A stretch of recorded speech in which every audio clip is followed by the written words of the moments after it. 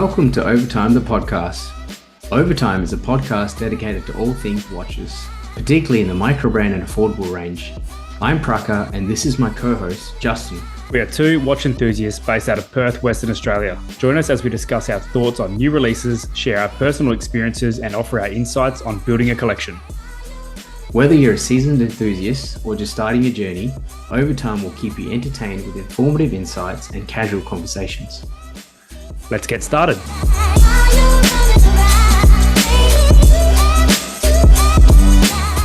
So Justin, how you going, mate? Hey man, I am pretty good for Thursday night. I went and watched some the Targa West rally kicked off tonight in Perth for the time trials, which I'm lucky enough to have in my neighbourhood. So we went and watched a heap of different cars, all the way from 90s models, GC8 Subarus, all the way up to all kinds of Porsche and other European sports cars fly around the streets that I frequent every day. So it's been a nice night. Had a bit of a snack on some food vans while I was there, but it's been a nice night out with the kids. What about you? Yeah, Targa. I've never actually heard of this before until we spoke about this today. So is it like a worldwide thing, or is it sort of... It's an Australian thing. Okay. From what I know, I can't remember how many legs of it are here in WA, but it's a nationwide thing. But they start with like a time trial through the streets here, and they go up into the hills. I'm pretty sure they go down south as well. And I think the most exciting stage is up through 2J. So when I was a kid living out in Northam, we used to go watch that over in the hills up that way. Ah, awesome. There you go. Cool. Fantastic. Yeah. How was my day? How was my week? Crook as usual. Bit of the winter blues here and there, but getting out of it now. It may sound a little bit nasally. Sorry, listeners, but the show must go on. Looking forward to chatting more new releases again today. But before we do that, Justin, what's on your wrist, mate? Yeah, I'm very excited to chat about some new releases as well, but I am as equally excited today to be wearing the Tudor Black Bay. So I went with a splash of colour today with the red bezel, the heritage model, and went for a bit of a walk before picking the kids up from school today. And beautiful afternoon. The red really pops in the sun, the gilt pops in the sun, and it's just still that perfect dive tool sporty watch for me. That's awesome. I saw it today. Yeah. Just pretty awesome. And just a tad bit big for my wrist, but I can definitely see why you enjoy it. So great piece. It's a great watch. Yeah. But what about yourself? What have you got on the wrist today? Well, I already know what you've got on the wrist, but for the listeners, what have you got? For the listeners. I have been lucky enough to wear this all week, basically. This is the Traska Summiteer 36mm in charcoal. This is not mine. I am borrowing this watch from my mate. As we spoke about, I think 2 episodes ago, we touched on the Summiteer release, and he got this watch and he said, "Yep, you can borrow it for the week if you like." And I thought today, before we start the episode, we'll just have a little mini review. So, in fact, you saw it today. So let's start with you, because you only had a limited time with it. Tell me, what did you reckon? Yeah. We spent about half an hour this morning grabbing a coffee. And I guess first impressions, when you first get it out, you look at it, it's an Explorer one, but cooler. I don't know, it might be an unpopular opinion, but there's just more to it. Like we spoke about this, I think 2 or 3 episodes ago, just looking at the images on the website. But that depth that we spoke about is a bit of a step down to a different, level in the dial there. And it's prevalent in person. It does give it an extra, I don't know what to say. Is it extra to look at, or it just draws more attention the more you look at it because of all the levels involved? But that's my first thing. Is it feels, and obviously it feels very Explorer-esque. But I think I can't remember what I said to you. I said something when we were sitting there, and it's just completely skipped my brain. So if it comes to me again, I'll say it again while we're at coffee. Okay. But I think you said something about it it holds its own, like it's different enough. I don't know, something like that, or maybe I said that. I don't know. I can't remember. Yeah, it's definitely, it's got its you can see where its inspirations come from and its Sure. idea comes from, Yeah. but it's it definitely, it holds its own. It's its own thing, and it feels like what we spoke about in that episode where Traska's really starting to find their lane and run with it now, because it's a gorgeous watch, and in that size, oh, perfect. Yeah. Absolutely perfect. I wouldn't go for the bigger one myself, and Yeah. I do enjoy bigger watches as well. Yeah, that's true. I mean, just having a look at your Tudor today and comparing it to this, it just feels like completely two different sizes. But yeah, look, I've had the pleasure of wearing it this week, and it's absolutely gorgeous. It's the first thing that strikes me is obviously the very the Rolex Explorer 1 design, or in the dial layout at least initially. But then you look into it deeper, as you say, the dial with the concave sort of a dip in the middle, and it's very, like you say, it's very prominent when you see it in the hands. The case profile is ridiculously like flat, but it's flat but also curved, so it just wears so well on the wrist. Like I actually took a shot today. I might actually upload it on the podcast Instagram. Just from the side, just showing the case profile, and it's just incredible, like how well it wears. It just wears so nicely, and it's such a handsome, like it has a lot of elements from, I guess, the Explorer 1, but it just does it. Traska's really done it justice. And not just that, the Miyota movement in this is regulated really well. So in my wear this last couple of days, I don't think it's lost barely any time or gained any time. I would say within maybe like 2-3 seconds or something like that. It's been awesome. Yeah, kept his time well. And the handset as well. The handset's just that broadsword and like, I guess, small sword, and then the seconds hand with the spear of sorts as well. I don't know, it's everything, or a lot of these elements just come together really well, and it's definitely, you can see that it's the third version of it, or you can see that it's gone through the design changes and it's progressed into its thing. Exactly, it's progressed, and it's such an awesome watch. And biggest shame is I'm gonna have to give it back on Saturday. But it's been a great one to wear. So sorry for the extended wrist check today, but I thought let's do this watch some justice and have a chat about it. Yeah, no, it's very, very pretty watch, and classic black and white really does bring something to the table when it's done differently to what we are used to in that Explorer 369 kind of dial. Yeah, excellent watch. Very jealous of that one. Maybe a watch for, I don't know. Yeah, maybe down the line. We'll see. All right. Sweet. Well, let's crack on with today's episode then. Today we thought we were gonna. Actually, I think we were looking at a few different things or options of what we should do today, but a lot has happened. In the watch world. Exactly, this week and last week, and we thought, you know what, let's just crack on with a new release episode, and we won't quite get to the main or the topic that draws people in, I guess, is what to say. We'll start off with the Brew, the latest release by Brew. So Brew Watch Co. Latest release where they collaborated with Worn & Wound. It's the metric chrono regulators. So first impressions, Justin. Playful, very playful. I think Brew's traditionally been a brand that has been quite classic with their colorways and designs. Like, it's kind of all been in the same vein as such, apart from the odd thing here and there. I actually quite like their the 8-bit Brew is quite cool, something different. But this immediately is a huge shift into the color spectrum now, and we got 3 different colorways. So I'm looking at the first one, which what are we? So we got it doesn't even say the names here. I'm looking at the brown one first. Is there a name for the brown? It's moss green. Oh, it's moss green. Oh, okay. This is concerning that to me it looks brown anyway. Oh, you can see where the moss part of it is coming from. But yes, moss green. Oh, I might have to touch base here after this then, because to me, I'm looking at brown anyway. We'll move on. I can see the next one, which is blue and pink. Yep. Don't know what the name is. The the blue and pink is called Sky Blue.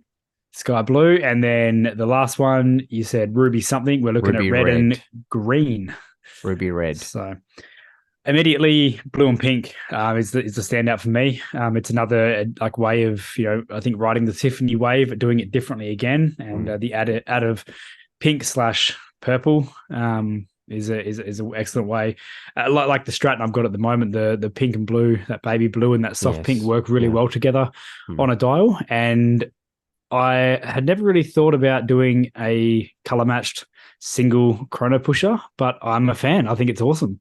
Yeah, definitely. I think it's very, like you say, playful is the first thing that comes to my mind as well. So, I mean, it's Worn and Wound collaborates with brands quite often, and they collaborate with micro brands. And I actually have one of those collaborations with Nevada Grenchen. And one thing that Worn and Wound's design team does really well, I think it's Zach Weiss, if I'm could be wrong, and a few other guys who pitch in as well. They always make it unique enough to their base models, if that makes sense. Like whoever's doing the brand, whether it be Nevada or Brew or whoever, they just seem to take enough elements yet change it enough to make it unique. And these are fantastic. I mean, these are using a slightly different movement to their regular metric chronos. I think they're using the VK. They are. What is it? So it's the same. It's a VK68. So it's not a VK64. So VK68 has the running seconds as well. So you got the 3 sub dials. So you got the running seconds. You got the I guess the chrono, and then you've also got the what am I looking at here? So it's active seconds. You got the 60-minute chrono and a 24-hour dial as well. So it's to me, it looks more symmetrical than their other metric chrono. I really like that. And the colors are, like you say, just so playful. And for me, my favorite color would be the red. I think the red dial, the red and yellow just go really well together. I do not have a red dial watch. Maybe this might be my first, who knows? Look, Brew have got their market, haven't they? They've just got their design. They got their design language down packed. And they've got their, we say this when we speak about most micro brands. They have their little cult following that follow them quite, heavily in Instagram and on the forums. I think the owner, Jonathan, I think his name is. He's quite involved. Yeah, that's him. He's quite involved in the community, in the and including being on a lot of watch podcasts and YouTube and whatnot. He's very involved. So.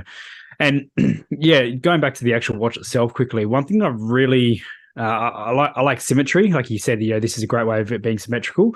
Yep. It throws me off a little bit. I look at it, I don't think it's just me or it's a bigger, not an issue, but a bigger thing is the swells starting from the right-hand side are really on that right subdial are really cool until I realize it throws the symmetry off and then it kind of triggers my OCD, but it's nothing to take away from the watch, obviously. It's just I had this battle in my head about symmetry because I'm like, it looks very symmetrical until I start looking closer at the dial. There's concentric circles coming out from the 24-hour subdial. It's cool though. It is cool. It's very planetary feel. It almost reminds me of like I said, it's a planetary feel, so it's like almost like stuff that's orbiting around just that one register or something. There is a word for that. I just can't remember what it is.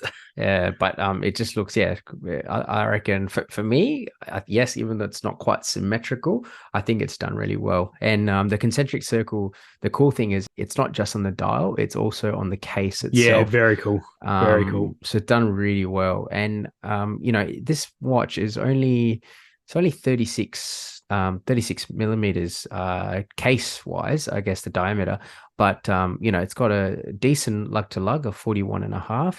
It's 10.75 thick, so it's it's quite well fitting watch, and it's going to wear really nicely.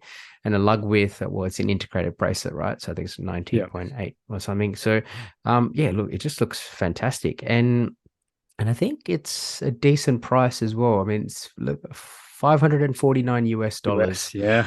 So I mean, it's getting the North what I guess a VK movement, Mecha Quartz movement, chronos are priced in the market, but I think the design and the design language, and that you can just see how much has gone into this watch. I mean, we spoke about this in the Dorenzo episode, didn't we, Justin? You're not just getting a new colorway. It's No. not just that. There's a lot has changed here. There's a lot of thought gone into this whole watch, and like you said before, Worn & Wound do a great job of collaborating, and you can see their DNA all over this while not taking anything away from the actual metric line itself. It's done very tastefully. Yeah. I think the only thing that confused me about this watch is, and I was hoping to see somewhere in the article a loom shot, which I don't think we do. What's going on with the loom here? Because you've got loom on the indices, right? Is half the seconds hand loomed on this? Oh, sorry, no. I've confused myself. It's all good. I figured it out. We're all good. I think I was a bit confused about this. I was looking too deeply into where the white begins and ends on everything, and then kind of forgotten how the whole thing was set up. But yes, I think the only thing I would change about this watch is the subdial on the right. Now I've confused myself thinking about this all. That little plot of loom, I don't know. It looks a bit thick for that little sub-register to everything else. It's everything else is batten, whereas that's a little circle. I mean, it probably looks cool at night, whatnot. But I think that's probably the only thing that I dislike about this, because it stands out a lot. But other than that, I think it's an absolute home run of a watch. And I've dabbled in purchasing a metric before, and maybe now I think about it again. Well, think about it, but don't think about it too hard if you really want one, because there's only 200 pieces of each color that's being released. And to be honest, Brew has a pretty big following for a microbrand, I would say, just from reading articles and stuff like that. So I think they've opened pre-order now. I don't exactly know how long it goes for. It doesn't quite say here, but I assume they will take pre-orders up until they finish up the 200 orders, and then it will start shipping in early November. So listeners, if you want one, we'll leave the link in the show notes so you can go and have a look. Perfect. All right. Well, we will move from one, I wouldn't say odd case or design, but definitely something a bit different than the usual Circa watch, to another very odd and I'll say playful again design. We're going to have a chat about the Stratton Sprint, or the Sprint Cuff Buster. So if anyone remembers from chatting to Kyle, from our chat with Kyle about a month ago, I think, maybe a bit more, he kind of alluded to this watch a bit more and what its release was going to look like and why he was going with this. And it's I don't even know where to start with this. I look at it and I'm like, it's cool, it's got its place. I wouldn't see myself owning it, because when I look at this, I would think it costs a lot more than what it actually does. But then I think with a hoodie with like a big kind of cuff on the end of the sleeve, this poking out in that it's got a white dial slash the Tiffany kind of blue dial again. It's pretty playful and pretty fun. But for people who don't know what we're speaking about, Praka, I'm gonna throw to you for this. Okay. Right. How do you describe this watch? Because it's very hard to describe. Do my best to describe this watch. So basically, think about, instead of a case of your watch, it's just a slab. It's a rectangular slab, and then which is offsetted. So your strap runs on the left side of the slab, and then on the right side of the slab is the dial. And then it's a chronograph with the pushes on the top, kind of like a Seiko bullhead or Citizen bullhead. I think that's what the design, those kind of things called, bullhead, with the crown on the top as well. But yeah, so basically I think it's called the Cuff Buster because it sits outside of your cuff. So I think it does. It was so just reading the Stratton, I guess the verbiage that they've put about the watch is that, so this is based on a watch from 1972 from a brand called Des Sotos, and it looks like they've made this specifically for the needs of a racing driver and an airplane pilot. So most of them wear long sleeve, drivers wear long sleeve overalls or coveralls type thing, and you're not going to be able to pull one of your sleeves back while you're while you're I guess when you're driving. So Yeah. it just sticks out of the top outside of your cuff. So, and I think Carl's done a fantastic job at taking that design and replicating it, or making it his own for Stratton, as outlandish as it is. I think it's definitely got a place, but not for me, but it's got its place. Yeah, I think what I appreciate about this watch itself is when we spoke to Kyle a month back, he went into detail about cases, crystals, all the intricacies and pain points that can be the owning a watch company. And when I look at this, I think this case is something that he's going to go back. He's going to go to his manufacturer and say, "This is my idea." He's going to take drawings and plans, and obviously it's something they've more than likely never done before, never seen before, and that is a whole process from start to finish. And then you kind of look at the shape of this crystal and you're like, oh, what is it's very odd. Like it's hard to describe. It's not a square. It's kind of like a square. It's being pushed down from the middle and it's bulging out the sides, like a old style computer, like a 90s style computer screen in a way. But that's what I appreciate here is for the price, which is $350 USD, incredible price in my opinion for something like this. Again, not for me, but it's definitely got its place and someone's going to pick them up, and I think they're going to be loved and adored as much as hated and not liked, which Kyle kind of alluded to in our chat as well. It's again cool to see interesting stuff and innovation coming out of this. You're on mute again, mate. I'm having a terrible day today with my mute unmute button. I'm actually not going to remove that from the episode. I'm going to leave that in there because it shows, we're down to earth here in Overtime, the podcast. We're not about that. Anyway, I'll get back to the watch. Look, it's a conversation starter for sure, right? I mean, someone rocks up in this watch to a Red Bar event and you're going to go, what is that? And everyone's 100%. going to go, this is cool. And I can just think off the top of my head already one or two guys in our Red Bar, our local Red Bar, that might look at this and go, yeah, this is something that I want to add to my collection. And it's got its place, and the price is incredible as well for the design. I mean, definitely,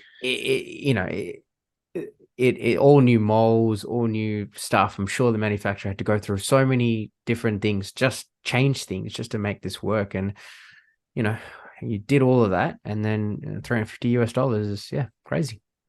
Yeah, I think with Stratton as a whole, they've got quite a few square case watches. They've got circles, they've got tornos. This is, I think, a big stepping stone in what I think the company is leaning towards and going to in the near future. I think this is the beginning of their exploration out of their traditional designs, and I am looking forward to it. Just, I think with this one of my biggest concerns is what watch box does this fit in? Like, I feel like this one's the one that's going to sit in your top drawer forever, because it's just you can't put it in there. Yeah, I wonder how it would actually be shipped as well. These are just how what kind of boxes are going to come in? Yeah, owning a Stratton myself, it comes in like the leather case with your standard one slot, a circle for me. I think it fits the square. It's the same for all, but they definitely will not fit this. So if anyone picks one up, I would love to see a picture of the box. For sure. Well, maybe we can ask Kyle and to send us a photo, and then we can put it up or something. Maybe that's something that we could do. Awesome. Okay. Well, that's a definitely unique watch to follow up with. And so moving from a unique piece to, I guess, more traditional piece. This is the new Seiko Alpinist GMT. Seiko's, they brought their affordable GMT movement, and since then they've also started bringing in more automatic GMT models into their newer catalog. And what they've done is they've popped it into the Alpinist platform, which is, for me, I think it's an absolute winner, because the Alpinist is a fantastic design. It's a classic design that's been around since, I think, the 50s from the Laurel. It's the Alpinist model is a long-standing model for Seiko. And in fact, this is actually not the first time they have done a GMT. They did do a Alpinist GMT back in 2000 and a long time ago. I can't remember right now. I can't tell you right now, but it was about 2004 or something like that. And that was it was super cool, but it was quartz, but it did everything. It was a perpetual calendar, high accuracy GMT in titanium. Yeah, nuts. See, Nuts. That was what Seiko represented back in the day. Absolute value. I'm probably 14, 15 years too late to the party on watch collecting. I mean, 2004, I would have been 9 years old when that released. Something like that, yeah. But it's interesting. It's cool. But yeah, I mean, look, enough about the history of it. Let's get into the watch itself. Look, what do you reckon, Justin? First of all, I think this is an extremely smart play by Seiko. It's a line that you don't see played with too often. You see so many Seiko 5s, Turtles, Samurais. Everything gets an absolute array of dial color and texture and pattern and whatever you can think of. And then you got the standard lines, then you got the king lines of those models too. Whereas if you don't see this watch get touched a lot. And yeah, it's an absolute home run for Seiko because this line is adored and followed in the not only Seiko community, the watch collecting community as a whole. Everyone knows the classic green with the gilt. It stands out. It's its own thing. You know, when you think Seiko, you can group most things together, but this is its own design, and it's, like I said, absolutely adored. So I think starting to explore this is cool.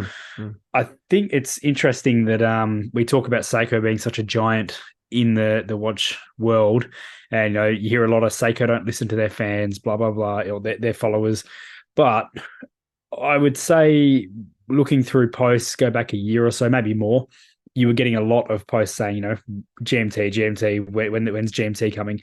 And now it's happening. We're seeing GMTs come out in Sumos, in now the Alpinist, the Seiko 5. We've got different colorways coming out in the Seiko 5 too. So I think, again, we're starting to see maybe Seiko catch up with the community and the collectors out there, and maybe being a bit more not involved, but understanding their followers a bit more than in the past. For sure. I think we've discussed that a couple of episodes ago, maybe about some of these bigger companies, Citizens and stuff. Even all these big houses take time, don't they, to sort of shift their way of thinking and stuff. But I mean, this is a fantastic piece, and just looking at how they've used the Alpinist sort of layouts, I really enjoy. For me, the pick of the bunch is the SBB 377, which is a white dial. The white dial, actually. 377. Okay, that's interesting. I've got the Seiko website open, and that's got a blue dial on the 377 for me. Oh, maybe I'm looking at the wrong code then. So don't quote me on that. Normally, I'm very good with my Seiko codes, but I'm looking at a white dial here, and it's just awesome. And it just works so well because of the red. The red. On the inside, you've got the compass bezel, as you do with all the Alpinists. You've got the compass, and then you've also got the GMT on the outside, and the classic cathedral hands, syringe hands. And I really like the white dial, but also the black dial as well. It just pops, doesn't it? Black dial's very classic looking, very crisp. Yeah, and it's a 39 mil. It's the same case. It's 39.5 case.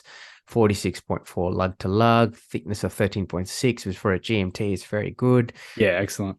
20 more lug width, 72-hour power reserve. I mean, it's literally packing in a lot of things that people want to see. Look, obviously, as Seiko does, their retail price is a little bit higher than what they normally is. So it's 1200 USD, I think, for the standard models. And then I think there's the white dial is actually it's the SBB 409. That's what it is. All right, gotcha. So that one is 1300 USD. So look, it's up there, but I think the value that you get in here is the equivalent of about 1800 Aussie dollars. Yeah. For retail, 1800 Aussie dollars, that's putting it at the retail of say the SPB 143 or the 62 mass lines. And I think in terms of quality and what they've done, it's probably very similar. I'm all for this. I think this is a great release. Yeah, I think it's excellent, and it is going to be one of those Seikos that even in the secondhand market is going to hold its own, just like we've seen with the green and gilt variants in the past. You see them pop up time to time on marketplace and forums, and they're usually pretty appropriately priced around the retail mark. So, actually, funny you bring up the green and gold. They actually released a green and gold model as well, but only in Japan. Yeah. Yep. So it is a JDM model. I don't have the code in front of me. I saw it on Plus9 Time, who is a wealth of knowledge for anything Seiko JDM or Citizen JDM. And they, if you give me a few seconds, I can tell you the code, but no, I can't get it up. Missed opportunity by Seiko, because green and gold is Australia's thing. I know, and we could have had that. I know. But anyway, look, people, you can still buy JDM watches. You just have to go through Japanese eBay or other Japanese proxy sites. So cool. All right. Well, that is the Seiko Alpinist GMT. So let's move on to, I guess, probably the biggest release of a while, I guess. What have we got here? All right. So this one here, we are looking at the collaboration between, I can't believe we're saying it again, Swatch, and we are looking at Blancpain, or however we say it. I think I've got that right. So I think I've heard people put a French twist in it, but I've never been sure if that's exactly right. Anyway, there's bigger things to talk about here. Where we've kind of got the Moon Swatch copy and paste. All I'm thinking about is the meme that's just like, can you copy my homework but change a few words? Is what I'm thinking of here, and that's what I thought when I seen the teaser release by Swatch and Blancpain on Instagram and Facebook and everywhere else in the world, bus stops, payphones. It's been absolutely everywhere for the past few days, and I think in my head I didn't know what to prepare for, but I think my thoughts on copy and paste but make it different is exactly what's happened here. So yeah, I mean, look, we spoke about this morning when we caught up, and part of me was like, I didn't really want to talk about this, and I thought, actually, we have to talk about it. It's a big deal. It is a huge deal. You can't knock that at all. Yep. There's so many people for this. There's so many people against this. There's so many people who really don't care, just like myself and probably yourself to an extent as well. But yeah, it's another big collab. And look, my thoughts on the Omega Moon Swatch collaboration, right? I mean, I like to be positive about it in a sense that I think it's a good thing that more people are exposed to the Blancpain brand. Blancpain is it's a heritage watch brand. It's been I think they released the first ever dive watch, the 50 Fathoms. That was that along with the Savannah and the Zodiac dive watch was, Seawolf was the platform for basically most modern watches, modern dive watches. So there's a lot of props that you have to give to Blancpain. But in saying that, I think it's one of those brands that a lot of watch enthusiasts respect, but not necessarily go get. I mean, I feel like, if you have $10,000 to spend on a watch, which is not really the price range we talk about, but 10,000, 15,000 and stuff like that, there are many options out there. You got your JLCs, you've got I don't know, just off the top of head, there's so many options out there. So do people necessarily gravitate towards a Blancpain? Maybe not. But in saying that, I like the design, actually. I think they've done a good job in replicating the design of the 50 Fathoms in this, oh God, I hate the word, bioceramic case. Plastic case. That's what it is. Plastic. And also props to Swatch, I guess, for not completely killing it's not butchered. Fathoms. Yeah, it's not butchered. And also, I think I read somewhere that JB Biver, who is Jean-Claude Biver, sorry, JC Biver, who's a big guy in sort of dive watch industry himself. He said something along the lines of, you'll never have a quartz movement. So I am at least happy that they didn't kill that heritage. They've 100%. gone with an automatic movement. But the System 51, I haven't had personal experience with the System 51, so I can only go with what I read and anecdotal evidence from, well, I guess other people. But I haven't really heard a lot of good things about it. I guess the only good thing I heard about it is it's a cheap automatic movement with 90 hours of power reserve, which is insane for for a watch of this caliber, I guess. But Yep. the movement is complete, like, it's a throwaway movement. It breaks easily. I've heard a few people actually speak about it in Red Bar and a few other places as well. I read in the forum, it's like 20, 2 years, 3 years, gone, dead. Yeah. Movement gone. Can't do anything about it. Get rid of it. It's a shame. But in saying that, the whole thing is just plastic, so it's probably not going to last you long anyway. So I don't know. I'm a bit torn with this one because I think I like the looks and I think it's got its place, but I won't go get it. That's what I'm saying. I won't go get it. Yeah, and look, the reason I kind of said it's a copy and paste, change the homework kind of scenario is because looking back on the Moon Swatch now, I was all for the idea of it at the beginning and thought, yeah, it's an easy way for someone to get into Omega to an extent, Omega. But I think I don't know exactly what the results are because if you go to 100 people on the street and ask them what Omega is, how many people do you think know that brand just by looking at the name and the logo? Not many, right? No. But if you went around to someone and said, out of 100 people, Omega, Blancpain, what do you know? I think more people are going to lean towards Omega. Oh, 100%. Yeah. Right? And the idea of the Moon Swatch now, looking back at that whole time that it's been over a year, is it was a good way to bring people into the watch world and get people going, what is the Speedmaster? It's obviously related to space somehow because of this line. That's the goal. They were trying to get more speedy sales, more people to come up from the Moon Swatch and come up to the next level of entry level Omega or whatever they could afford at that price range. And I just don't think it works with this brand. I don't think anyone buys this watch and goes, oh, I actually really want Blancpain, because there's so much of the Moon Swatch's hype was streetwear / that hype beast culture. There was so much of that. It wasn't just watch people buying or understanding that whole scenario. It was a way bigger picture, which is what they wanted, but I just don't see it working as well in this model. I'm not a fan of this at all. I like the 50 Fathoms. I love the history of the 50 Fathoms. Yeah. But this design itself, I'm not a huge fan of, apart from the case back. The case back's cool. Case back is pretty cool. Yeah. Yeah. It's very cool, but why not take something cool like that and put it into something worth keeping or that can be kept, not just, like you said, throwaway. And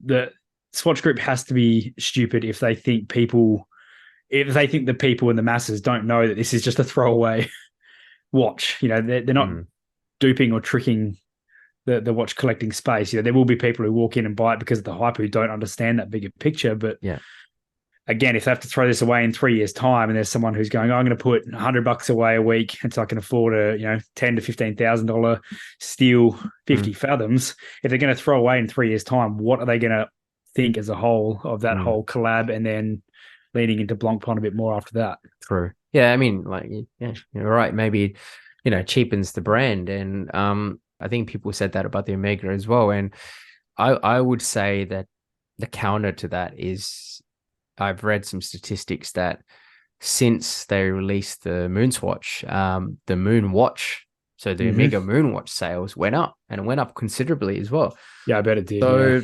look, there's obviously it makes monetary sense for them to do this, and it also makes monetary sense for them to, I guess, bring in a brand that's traditionally very much all about watch enthusiast, or only if you're in the know you kind of know kind of thing. To the a bit more of a mass market. I mean, look at it; it's on every single watch publication, right? It's everywhere in watch publication. And I look, it's not for me. I'm not going to pay $630 Aussie dollars to buy this. If I had 630 Aussie dollars to, say, okay, you can go buy a watch, I'll go buy a Seiko, I'll go buy a Citizen, I'll go buy a micro brand. There's so many other things I would buy instead. I was literally about to say, if you're going for that kind of look, go and buy the Seiko 5 that has that 50 fathoms inspiration behind it, the SNZ 153, whatever that model is called. That is such a cool Seiko, and you can see where its inspirations come from. You can see the DNA and idea behind that watch, but it still stands on its own as a, Seiko 5. You know what it is. It's got its own thing. It's such a better option. SNZH, I think SNZH 55 or 54, depending on the colorway. Yeah, I think the black and gilt one is the one I think of when I think of that line. Yep. And it's such a cool watch. It's the Seiko 5s today are a bit more compact and whatnot. It's that old style Seiko 5. It's a bigger watch. It's chunkier. It's got that. It's a way more diver-esque feeling watch. Yeah. But I just, like you said, for that price, it's got an automatic movement. We get it, but like we've touched on, we're throwing it away in a few years' time. Exactly. Yeah. What's the point? I feel like it's doing, customers a disservice in the long run. Yeah. Opposed to what the Moonswatch kind of offered there in that next price point. Because when you think of, Moonswatch, it's got its Moonwatch, it's got its history. A lot more people know about that opposed to the 50 fathoms or even the Zodiac Super Seawolf. Like I'd say the Moonswatch is much more known than that. I just don't see. I literally feel like it's just a bit of a. Obviously, some thoughts got into it, but it's just another attempt. And someone's going to get rich because of it. Someone's going to enjoy the money, and it's going to work. We all know it's going to sell. Oh yeah. But it's just, what's next? What do you think is the next collab that we should expect in a year's time? Oh, good, interesting question. I mean, I was going to ask you later, but I'm genuinely curious. I mean, the Swatch Group owns so many watch brands, right? I mean, I think we definitely touch on most brands like Tissot and Hamilton and Omega and stuff, and even Rado, they stand on their own. You don't really need Longines. They don't really need, I guess, that boost. But there's Union Glashütte, there's Glashütte Original, there's I would hate to see a Breguet, a plastic Breguet. That would be a sad day, I think. That's the exit watch that you don't need to exit. That's it. I'm out of collecting. Mate, you watch in 10 years' time. We're gonna be talking about this, and we're gonna be going Swatch collab Tissot PRX. Oh, here we go. We're gonna remember this moment. Finally, it's all plastic, not just the movement inside. Yeah.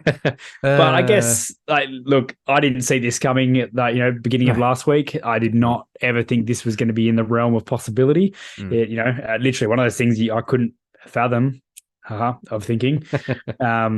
But it's here. It's probably not going to be the last time we speak about it. It's going to be everywhere over Instagram and Facebook for months and months on end. Yep. And we're going to see the exact same arguments from the purists who are saying, this is destroying.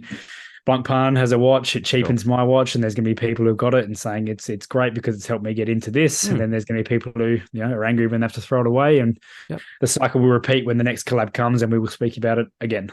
Exactly. I don't hate this. I think it's got a place. It's not for me, but it's definitely got its place. And, if you would like one, listeners, go line up at your Swatch store that's local to you. We don't have one here. And even if we did, you won't see me lining up. I was about to say, I'll meet you for coffee tomorrow instead of that. But look, I think they are saying it's non-limited. So whatever that means, but they could only have, like what they've done previously with the Moonswatch, have 10, and then they have a line of 300 people where there's fights breaking out and all sorts of stuff. And then at the end of the day, only 10 people got the watch. It's I get what they're trying to do, right? It's all this. It's like you said, it's the hype, it's the sneaker culture, it's all that kind of stuff. But I don't know. I just think I think this brand deserves better. Is all That's exactly the way I feel. I think they deserve a bit more justice for the history they have. Yeah. But if this is maybe the first stepping stone into that, then maybe this does not revive the brand. It probably doesn't need reviving, but you don't hear a lot of talk about Blancpain. But if this brings a bit more life into it, then I guess I'm for it. I don't like it. I'm like you. I don't hate it.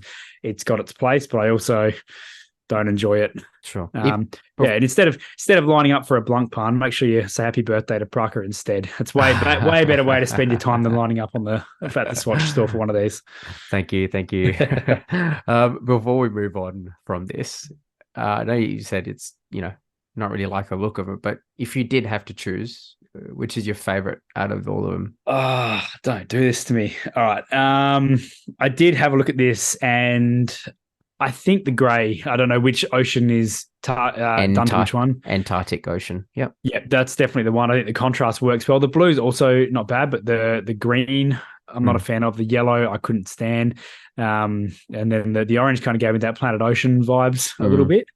But I guess one thing that's cool here is they listened to everyone and got rid of the crappy Velcro strap that came with the Moon Swatch, and they've moved on to something else. So that's a small win for anyone who's going to buy it.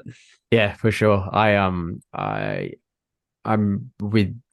Funnily enough, I would normally pick the grey because I like sort of, dive watches with that sort of grey and blacks. But I like the orange. Okay. I like the orange. I like the orange and the sort of cream case. It reminds me of probably my favorite colorway of the Moon Swatch release, which is the Jupiter. Yep. Saturn, Jupiter, one of those. They have this sort of Saturn was great. Yeah, that's right. Similar sort of creamy sort of color, and it's got no date as well, so which is cool because the other ones have little dates. And also, if you were going to line up to get the Indian Ocean, which is the green and green and black and the orange hands, I think my nickname for this is the Blanca. I don't know if you've played Street Fighter. No, I haven't. Never played Street Fighter. Okay. Well, like this is very important, listeners. I'm going to need to educate Justin on who Blanca is. But basically, he is this character who is all green. And you know what Street Fighter is, right? Yeah. Okay, cool. Okay, so that is. I've just sent it to you in the meeting chat. Have a look. I think Seiko did a thing. Oh, yeah, okay. Yeah, I mean, colorways, it works perfectly. Yep. And Seiko 5's got an exact same. I was going to say, I think I've seen their Street Fighter stuff. I mean, anyone who knows this character that Praka's talking about, don't expect your watch to be as strong as this guy looks, but he's definitely not made of plastic. Yeah. But if works. You actually wanted to get the original Seiko 5 Blanca, which is, the actual collaboration with Street Fighter, which is super cool, according to me anyway, it's pretty much the same price as one of the Blancpains. As I guarantee you, it's going to be much better built, and that movement in there is going to keep ticking for a lot longer. And if it doesn't, it's probably a lot easier to replace without shearing off a lug or damaging a plastic case when you're pushing and pulling things out. So for sure, probably the better option. For sure. All right. Well, I think we've definitely spoken to that release and we've said our piece. But we would love to hear what you think about this. I'm sure we'll be hearing about everyone else's thoughts in the watch world. So we would like to hear about the listeners' thoughts as well. Definitely. All right. Well, we might move on to something interesting for this week. So I'm going to throw to you, Proc. You got something pretty cool this week that I've never heard of that has really piqued my interest. So take it away. Yeah. Okay. Well, I'll start off with, so I'm not a massive gamer. I used to be a long time ago. But so there's this game called Starfield. It's just come out in Xbox, and it's by Bethesda Gaming games, and they I think they do some pretty cool games, and this is like a RPG or a role-playing game. RPG, yeah, it makes sense. Yeah, it's like a real vast universe. It's set in space. You just go around, you level up your characters, and it's just got a beautiful, absolutely awesome looking graphics and all that kind of stuff. And anyway, you're probably thinking, why am I talking about a game here? All right. So what's pretty cool is they released a watch to go along with the game. And it's called the Starfield Chronomark. So basically it's a smartwatch, which is not really what we normally talk about. Yeah, it's got your, regular watch stuff that you normally have in a smartwatch, except it like connects to the it connects to the game. Yeah, it links to the game, and then there's it pairs up, and I believe it does things like through the game, and you can interact it with your watch. And I don't know, I just thought it was pretty cool. Yeah, what I thought. So when I read into this more, once you told me about it, is the watch actually acts as your HUD yes in gameplay, which is pretty sick. Because I know remembering back to like Call of Duty, it must be Black Ops 2 or 3 back in like late high school for me, where you hold the kind of weapon in that frame. You can see your watch on your wrist in that, and you can kind of see the compass moving around and whatnot. And that was a bit of a futuristic game, and that's exactly this is exactly what it feels like in real life. So I think this is a pretty cool nod to the game itself, and to making it a bit more interactive on a level that I don't know if it's been done before.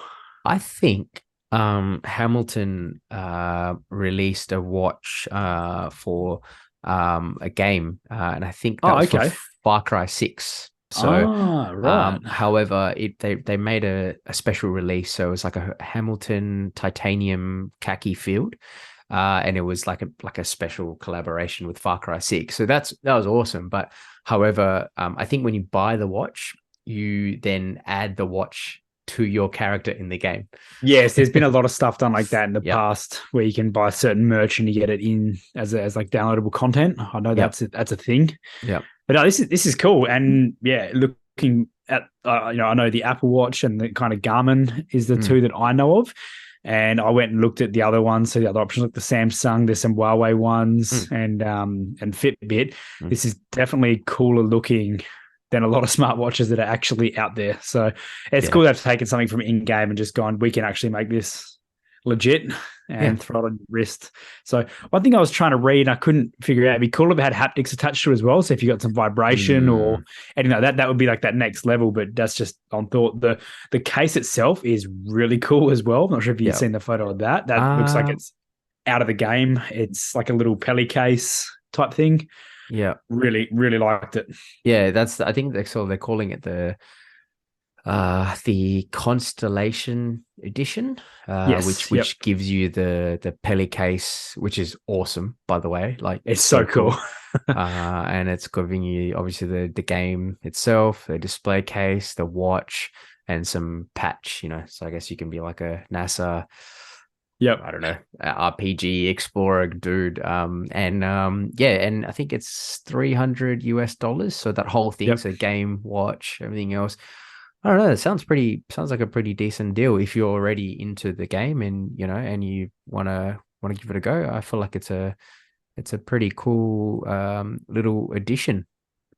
Yeah, I wonder how many of these get used as a smartwatch opposed to a collectible that goes on a shelf or stashed in a drawer as something that could become an item of value in the future. But either way, I think it's quite a cool way of doing something that I've not really seen before. Yeah, for sure.